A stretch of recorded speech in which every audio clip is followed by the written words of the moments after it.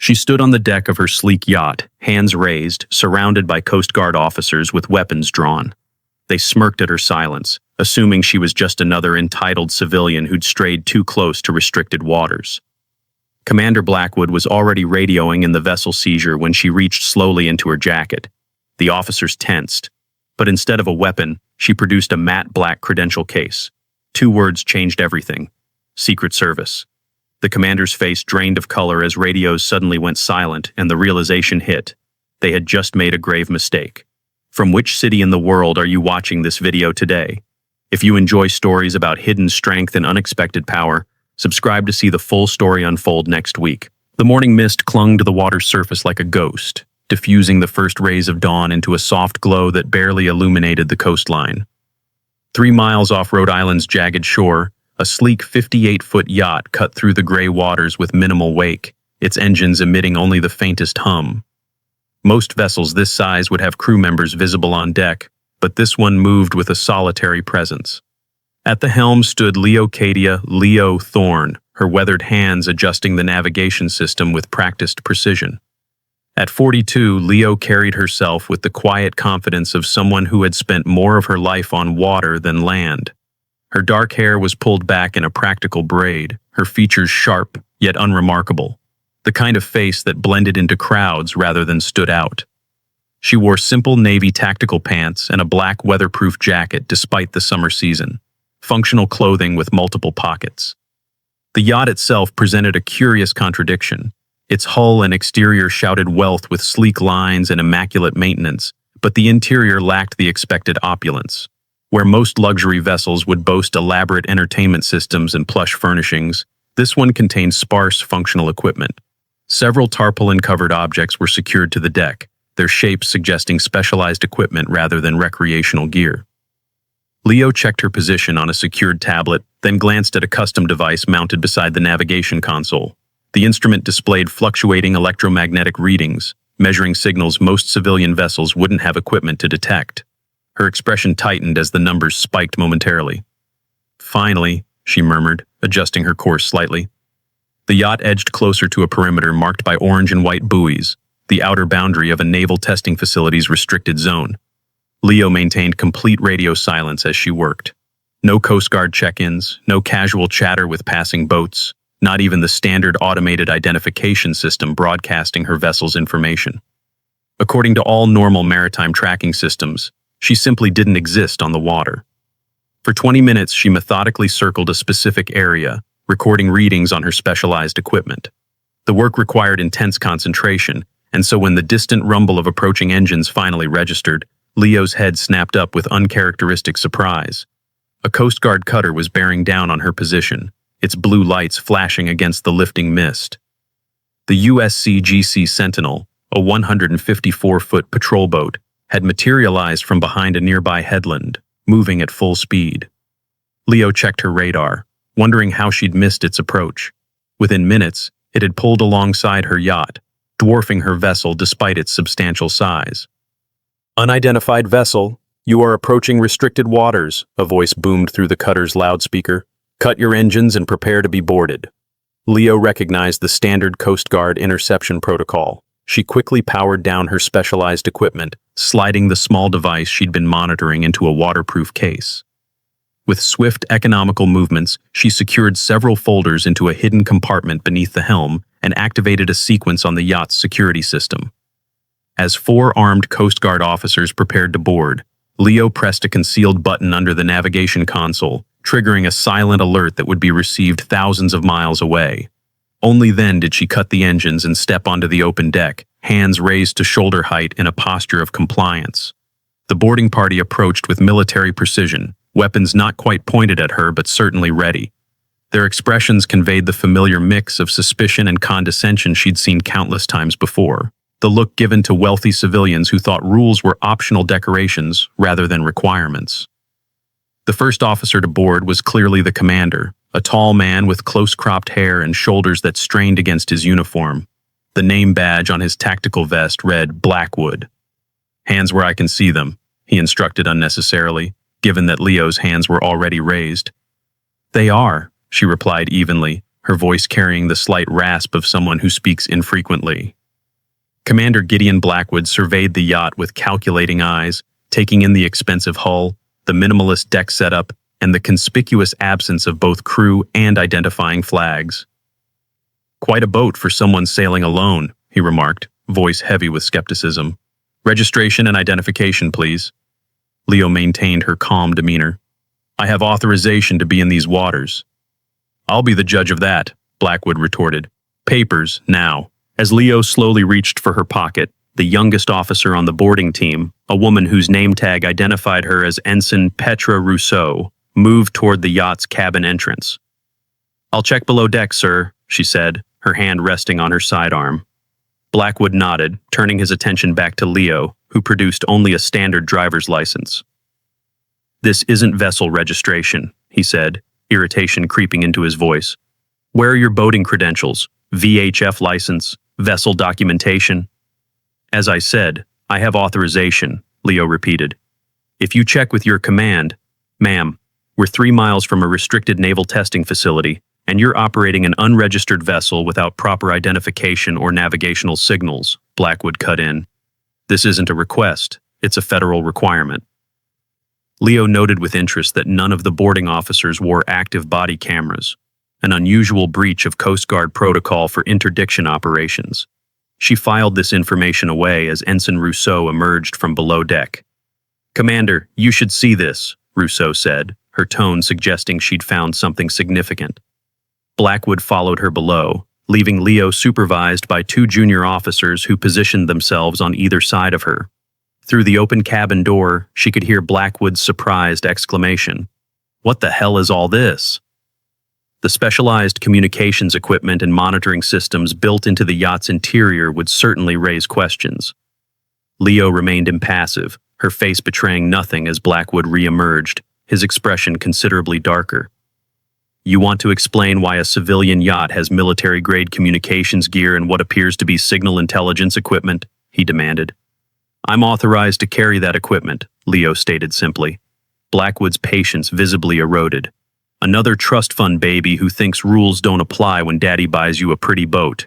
Do you have any idea of the security implications of operating unauthorized surveillance equipment near a naval facility?"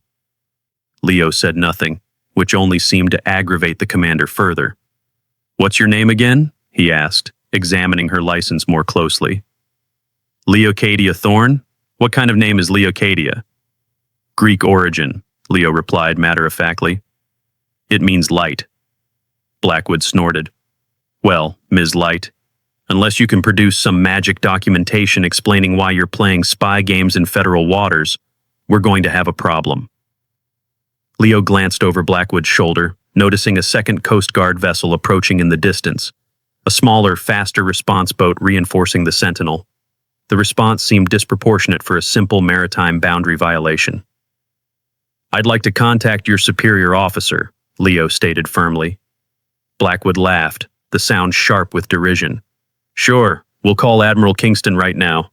I'm sure he'd love to hear how you almost breached naval testing waters." His radio crackled, and he stepped away to take the communication, speaking in hushed tones with his second-in-command. Leo caught fragments of the conversation despite their attempts at privacy. "Confirmed no registration with Maritime Authority. Proceed with seizure protocol. Bringing in shore support for full search." Leo scanned the horizon, her trained eye catching something the Coast Guard officers had apparently missed, a small drone hovering high above them, well beyond the typical altitude of Coast Guard surveillance drones. Someone else was watching this interception with great interest. Blackwood returned, his demeanor shifted from irritation to something more serious. "Ms. Thorne, we're impounding this vessel under federal maritime regulation for multiple violations, including operation of an unregistered craft in restricted waters, failure to maintain proper identification protocols, and possession of unauthorized communications equipment." "On what specific authority?" Leo questioned, her voice remaining level. The question seemed to irritate Blackwood further. "United States Code, Title 14, Section 89, Coast Guard Law Enforcement Authority. Perhaps you've heard of it?" "I'm familiar," Leo replied. "I'm also familiar with Executive Order 1392B, which supersedes that authority under specific circumstances. Blackwood's eyes narrowed. There is no such order that would apply here. There is, Leo countered, watching his reaction carefully. Perhaps we should discuss this privately, Commander. I don't think so, Blackwood responded. He gestured to his officers. Secure the suspect for transport to shore facilities. We'll sort this out at headquarters. As one of the officers produced restraints, Leo made her decision. The situation had escalated beyond simple misunderstanding into something more concerning. The presence of the surveillance drone, the disabled body cameras, the excessive response force, something wasn't right. Before you continue, Commander Blackwood, she said with quiet authority, I should inform you that this vessel is operating under Executive Order 1392B. Lady, I don't know what conspiracy websites you've been reading, Blackwood said dismissively, but making up executive orders isn't going to help your situation. Leo reached slowly toward her jacket, triggering an immediate response from the Coast Guard officers, who raised their weapons fractionally higher. Hands where we can see them, barked the officer to her left. I'm retrieving identification, Leo explained calmly, moving with deliberate slowness. Left inside pocket. Tension crackled across the deck as she extracted a matte black credential case, sleek and official-looking in a way that gave even Blackwood momentary pause. With practiced precision, Leo opened the case to reveal a badge and identification card bearing the unmistakable presidential seal and the words, United States Secret Service. I'm Protective Detail Division Chief Leocadia Thorne, authorization code Sierra November 974, she stated, her voice taking on a new tone of command. This vessel is on active duty in service to POTUS. The deck fell into absolute silence. Even the lap of waves against the hull seemed to quiet in the wake of her revelation. Blackwood's face drained of color as he stared at the credentials. Not just any Secret Service identification, but one bearing the distinctive marking indicating Presidential Protective Detail, the highest security clearance possible.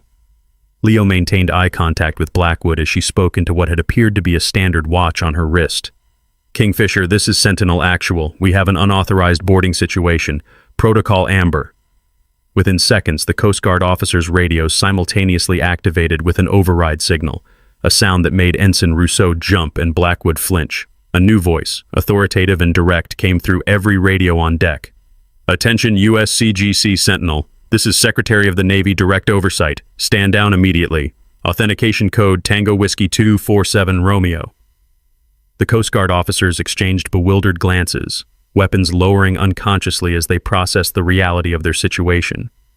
Leo closed her credential case and returned it to her pocket, the power dynamic on the deck completely reversed in less than 30 seconds. Commander, she said, addressing Blackwood with professional courtesy despite the circumstances. Your vessel was vectored here deliberately.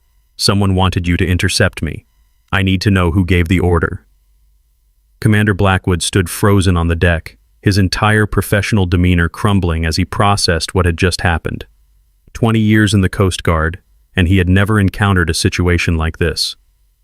The Secret Service credentials Leo had presented were not the kind one saw in movies or television. The specific markings, security features, and presidential seal were unmistakable to anyone with federal security training. I was following direct orders, he finally managed, his voice significantly less authoritative than moments before. We received intelligence about a suspicious vessel potentially gathering surveillance data near the restricted zone. Leo's eyes narrowed slightly. From whom, specifically? Command routed it through standard channels. Priority flag from Naval Intelligence, countersigned by District Command, Blackwood explained, his mind racing to recall the exact details. The alert came in approximately 40 minutes ago. Leo glanced at the second Coast Guard vessel, now holding position 300 yards away. And the backup? That standard procedure for a single yacht violation? Ensign Rousseau, who had been silent since Leo revealed her credentials, spoke up. That was unusual, ma'am. Backup is typically called after initial assessment, not preemptively deployed. Blackwood shot the young officer a silencing look, but Leo had already caught the inconsistency. Someone knew exactly where I would be and when, Leo concluded, her eyes tracking the surveillance drone that continued to hover at high altitude. Commander, has your vessel been outfitted with any new equipment in the past 2 weeks? Communications upgrades, navigation systems, anything? Blackwood's brow furrowed. Yes, actually. New signal intelligence package installed last Thursday. Naval contractors performed the upgrade. Leo nodded as though this confirmed something.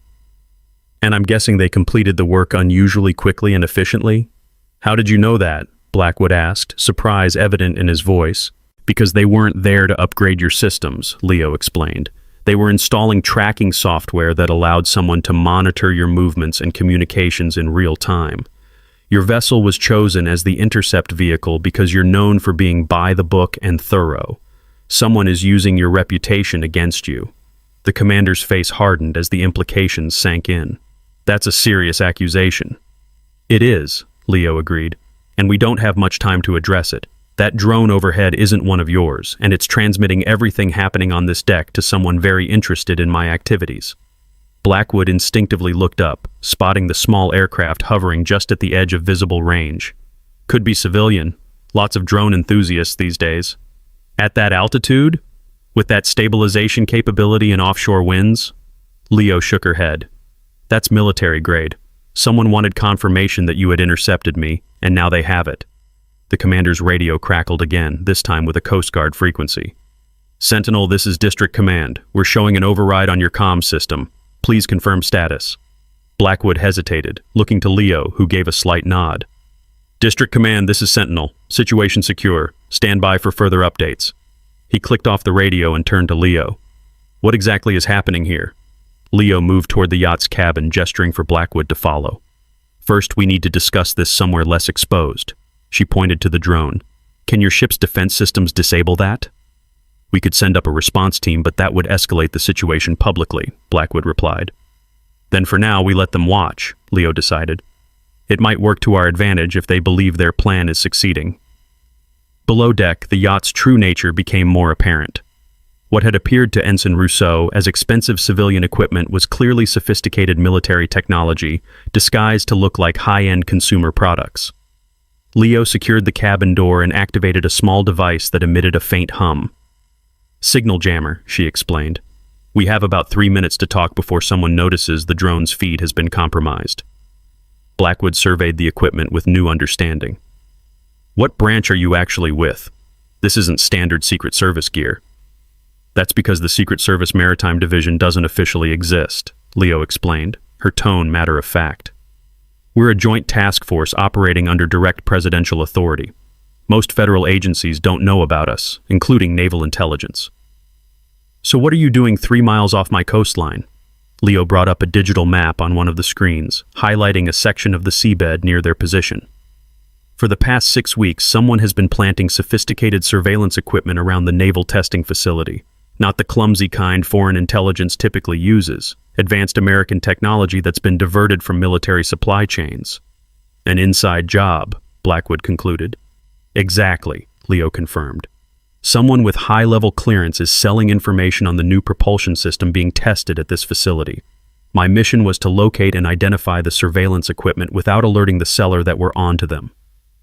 Blackwood's expression darkened. And I just blew your cover. Not your fault, Leo said. You were manipulated. The question is by whom, and what do we do now? The yacht's secure communication system chimed with an incoming transmission. Leo accepted it, and a stern-faced man in his 50s appeared on the screen. Thorne, what's the situation? He demanded without preamble. Compromise, sir. Coast Guard interception was a setup. The surveillance drone that's been monitoring our previous sweeps is currently overhead. Whoever's running this operation used Coast Guard assets to confirm my identity. The man nodded grimly. We've tracked the drone's signal. It's bouncing through multiple satellites, but we're narrowing it down. Your primary mission parameters have changed. New objective. Use this compromise to our advantage. Flush out the operator. Understood, Leo acknowledged. Request permission to bring Commander Blackwood into operational details. His vessel has been compromised, and he may have additional intelligence value. The man on the screen evaluated Blackwood briefly. Commander, I'm Director Hargrove, Naval Intelligence Special Operations.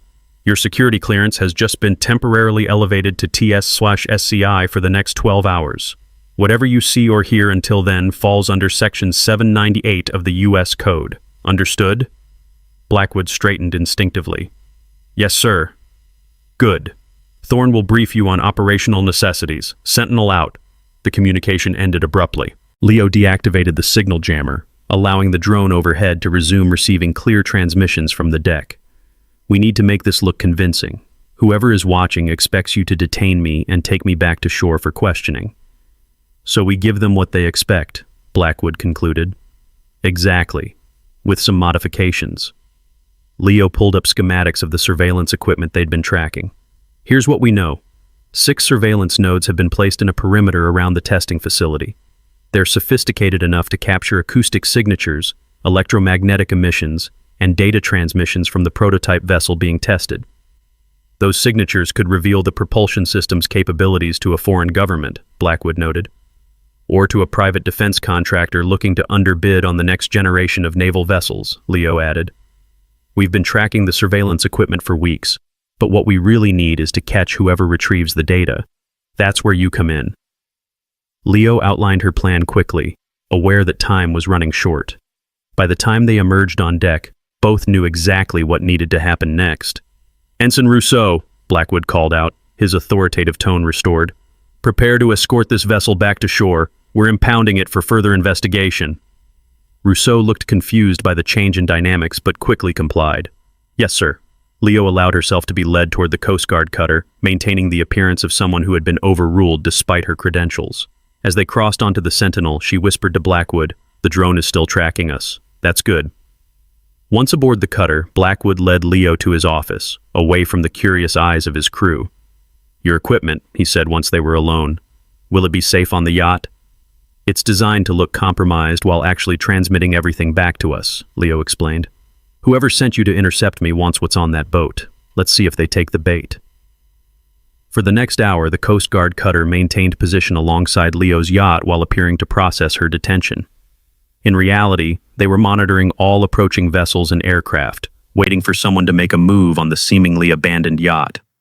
Their patience was rewarded when a small civilian helicopter appeared on the horizon, flying low over the water. "Incoming aircraft, 3 miles out and approaching fast," reported a Coast Guard officer over the internal comms. Blackwood and Leo watched through the bridge windows as the helicopter slowed near Leo's yacht. "They're not even trying to be subtle," Blackwood observed. "They think they're protected," Leo replied. "Whoever this is has enough confidence in their cover to operate in broad daylight."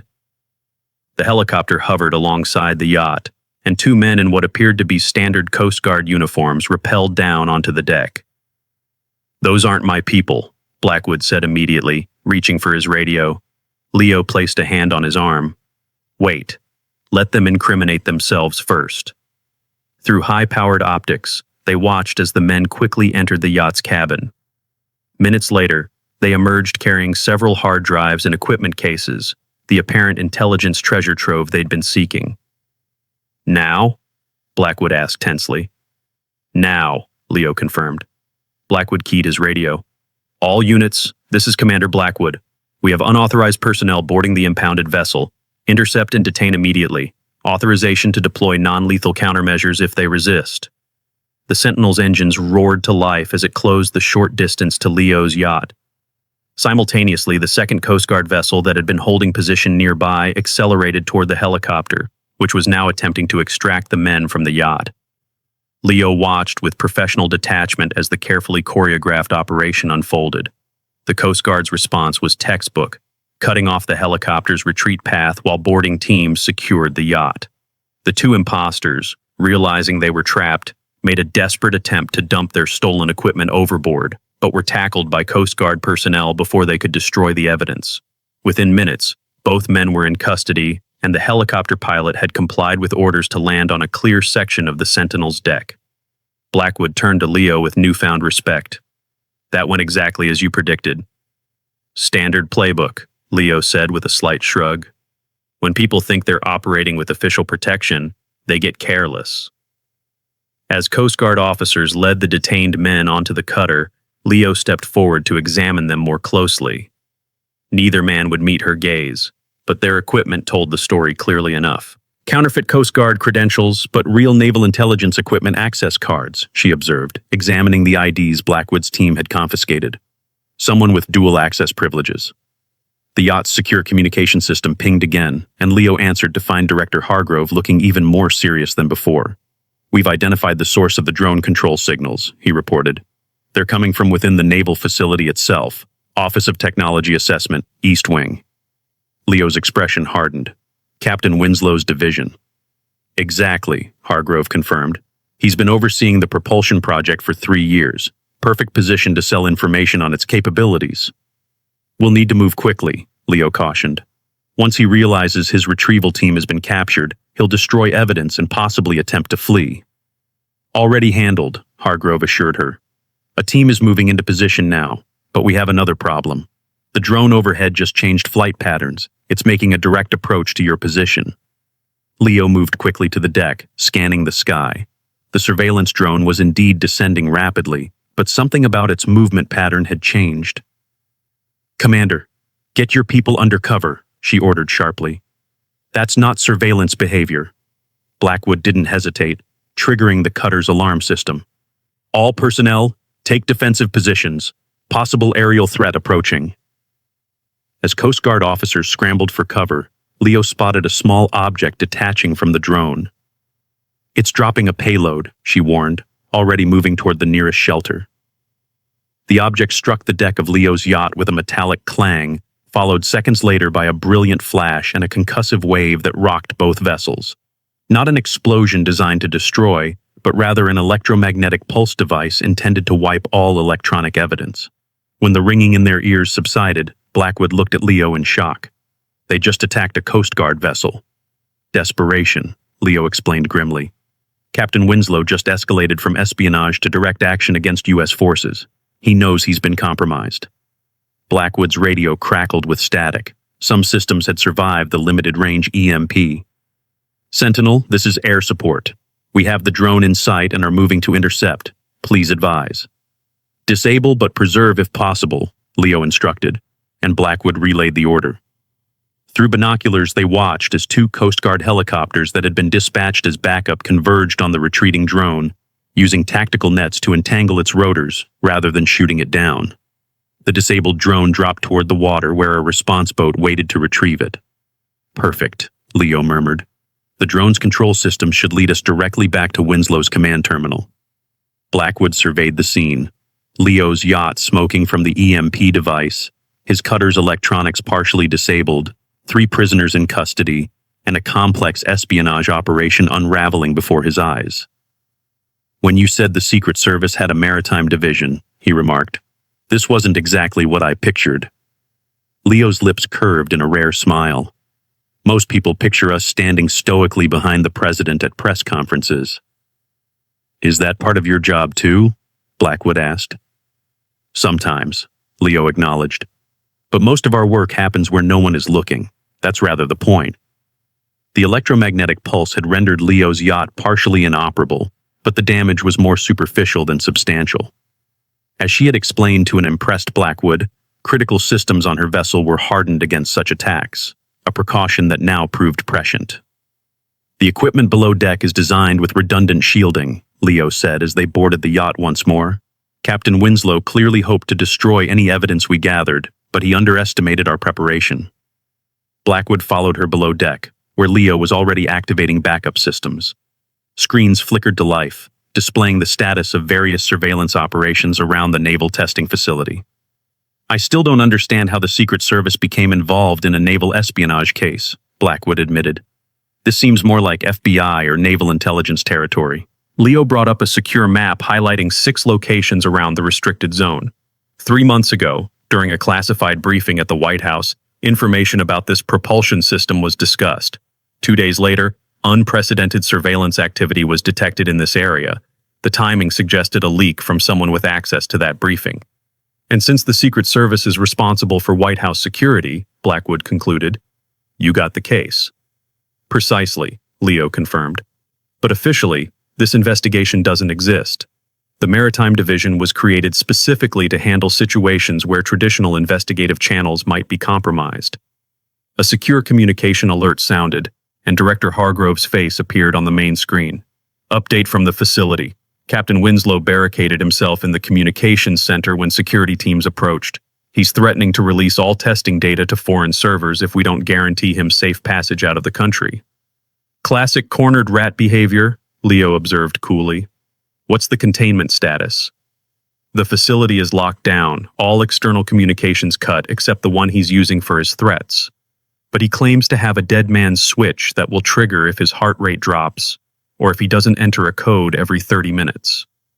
Leo considered this development, her expression calculating. He's bluffing about the heart rate monitor. The technology exists, but implementation is complex and error-prone. The timed code is more plausible. We need to maintain the illusion that we're taking his demands seriously while preparing to breach. Agreed, Hargrove said. How quickly can you get there? Leo glanced at Blackwood. Commander, I need your fastest vessel and a small team you personally trust. No communications with the rest of your command until this is resolved. Blackwood nodded without hesitation.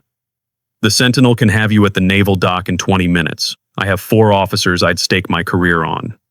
Good, Leo approved. Director, please inform facility security that we're incoming and require immediate access protocols.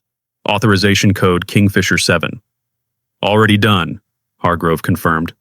I'll have a tactical package waiting for you at the dock. Hargrove out. As the communication ended, Leo moved to a hidden compartment in the yacht's cabin, retrieving a compact case that she secured to her belt. Noticing Blackwood's curious look, she explained, specialized equipment. Some situations can't be resolved with standard issue gear.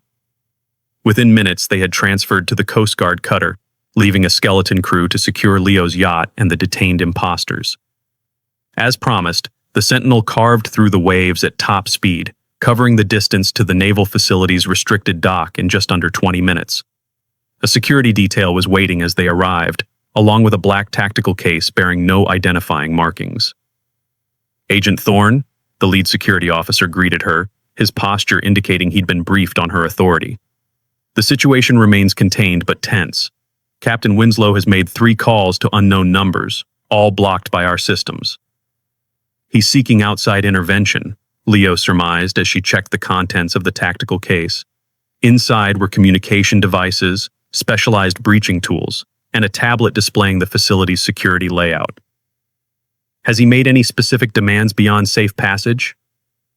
$5 million in cryptocurrency and a guarantee of no pursuit, the officer reported. He's given a 2-hour deadline. Leo checked her watch, which gives us approximately 1 hour and 40 minutes before he realizes we're stalling. Perfect. She turned to Blackwood, who had assembled his trusted team of 4 officers. Commander, your people should know this operation carries significant risk. Participation is voluntary. Ensign Rousseau stepped forward immediately. We're Coast Guard, ma'am. Risk is part of the job description. The simple declaration earned a rare smile from Leo. Well said, Ensign. She distributed the specialized communication devices from her tactical case. These operate on a frequency shielded from standard monitoring. Captain Winslow may be listening to conventional channels, so we maintain radio silence except through these units. With equipment distributed and the team briefed on the facility layout, they moved swiftly through security checkpoints. Leo's credentials opened doors that would normally have required multiple authorizations, surprising even the senior naval officers they encountered. The east wing of the Office of Technology Assessment was eerily quiet, evacuated except for security personnel at strategic positions.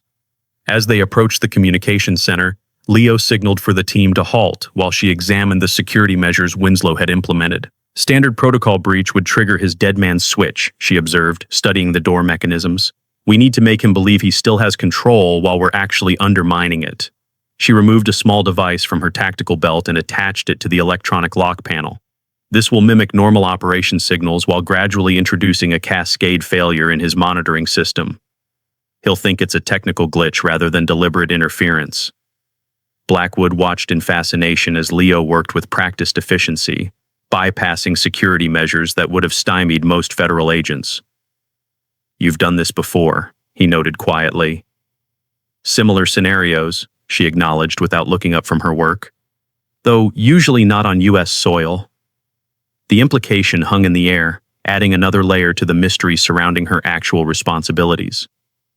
After 15 minutes of methodical work, Leo's device emitted a soft tone. We're in. His monitoring systems are now feeding him looped data. He thinks everything is secure while we've actually created a blind spot in his defenses. With hand signals, Leo directed Blackwood and two of his officers to cover the main entrance while she, Rousseau, and the remaining two Coast Guard personnel accessed the secondary entrance through a maintenance corridor. The approach was textbook, silent, coordinated, and leaving no angle uncovered. At Leo's signal, both teams breached simultaneously. The door to the communications center slid open to reveal Captain Lawrence Winslow hunched over a console, surrounded by screens displaying security feeds and data transmissions. He whirled at the intrusion, hand moving toward what appeared to be a dead man's switch on the desk beside him. "Don't," Leo warned, her voice carrying an authority that froze him mid-motion. "That switch was disabled 4 minutes ago. The only thing pressing it will do is add another federal charge to your record." Winslow's face contorted with rage and disbelief. "Impossible. The system is isolated." "Nothing is truly isolated, Captain," Leo replied calmly, advancing into the room with her weapon trained steadily on his center mass. "Especially not from the people who designed the security protocols you're trying to exploit." Blackwood and his team secured the room's perimeter while Rousseau moved to the console, systematically locking down the systems Winslow had been using. "You have no idea what you're interfering with," Winslow snarled, his composure crumbling. "This goes beyond national security, beyond your pay grade." Leo regarded him with clinical detachment. "Selling classified propulsion technology to foreign interests or private contractors isn't complicated, Captain. It's just treason." "Treason?" Winslow laughed bitterly. "I was preventing treason. That propulsion system was developed using stolen research. The Pentagon knows it, the White House knows it, but they're proceeding anyway because it gives us an advantage. I was ensuring the rightful developers received their due." "By selling it to the highest bidder?" Blackwood interjected skeptically. Winslow's eyes narrowed. "Coast Guard has no jurisdiction here. Who authorized your involvement?" "I did," Leo stated simply, producing her credentials once more. The color drained from Winslow's face as he recognized the presidential seal and specific markings. "You're not just Secret Service," he whispered. "You're Kingfisher Division." The name clearly meant something significant to him, though Blackwood had never heard it before. Leo's expression revealed nothing as she secured Winslow's hands behind his back with specialized restraints. "Captain Lawrence Winslow, you're being detained under the authority of Executive Order 1392B for espionage, unauthorized disclosure of classified information, and actions against United States security interests," she recited formally.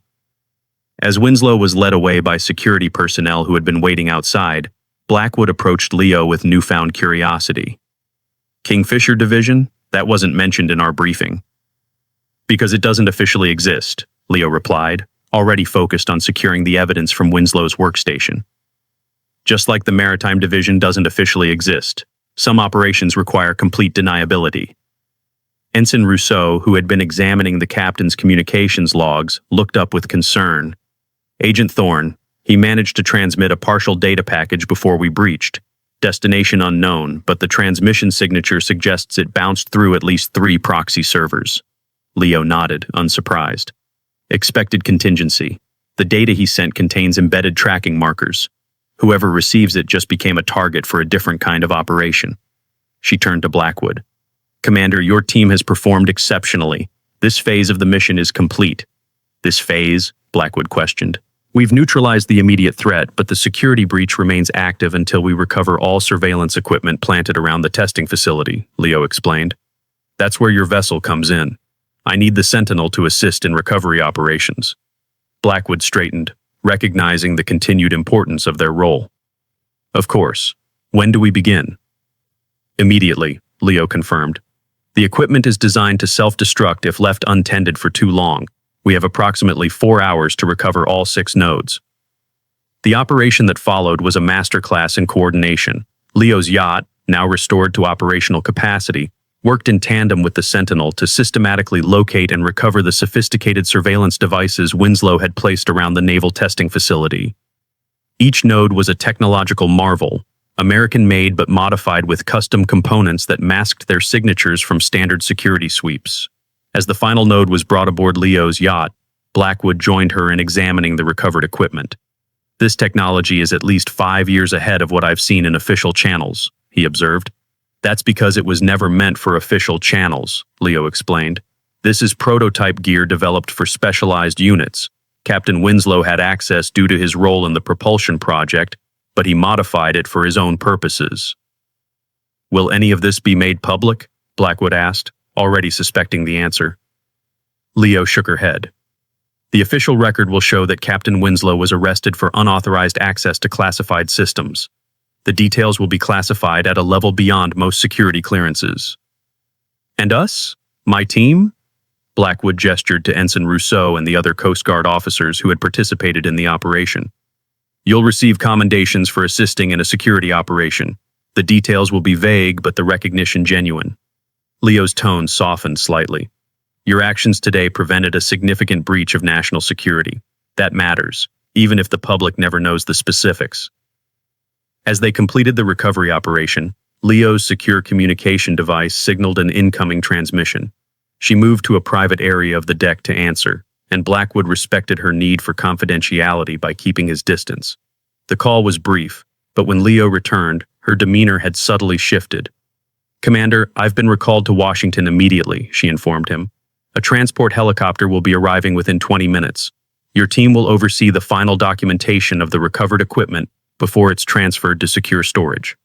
Blackwood nodded, recognizing the shift in operational status. It's been an honor working with you, Agent Thorne. Likewise, Commander, Leo replied with genuine respect. Few officers would have adapted as quickly to such an unusual situation. Your professionalism made a difficult operation significantly smoother. As predicted, a sleek black helicopter appeared on the horizon within minutes. Unlike standard military transports, this one bore no identifying markings whatsoever. It landed efficiently on the small helipad at the rear of Leo's yacht, a feature Blackwood had initially mistaken for an unusually large sun deck. Before boarding, Leo approached Blackwood one final time. Commander, this secure phone contains a direct line that bypasses standard channels. If you ever encounter similar anomalies in your patrol area, use it. Some situations require immediate attention from specific resources. Blackwood accepted the device, recognizing it for what it was, not just a communication tool, but an acknowledgement of trust. I understand. Thank you. As Leo prepared to board the helicopter, a call from the Sentinel interrupted their goodbye. Commander, we have an incoming priority transmission from Washington. They're asking for Agent Thorne directly. Leo and Blackwood exchanged glances before returning to the Sentinel's communication center. The screen activated to reveal a stern-faced woman in her early 60s, impeccably dressed in a tailored suit. Even without introductions, her authority was unmistakable. Agent Thorne, status report, she requested without preamble. Situation contained, Madam President, Leo responded formally. Asset secured, compromise identified and neutralized, surveillance equipment recovered intact. And the Coast Guard involvement? The President inquired, her gaze shifting briefly to Blackwood. They've been helpful, Leo confirmed. Commander Blackwood's team provided crucial assistance under unusual circumstances. The President nodded, her expression warming slightly.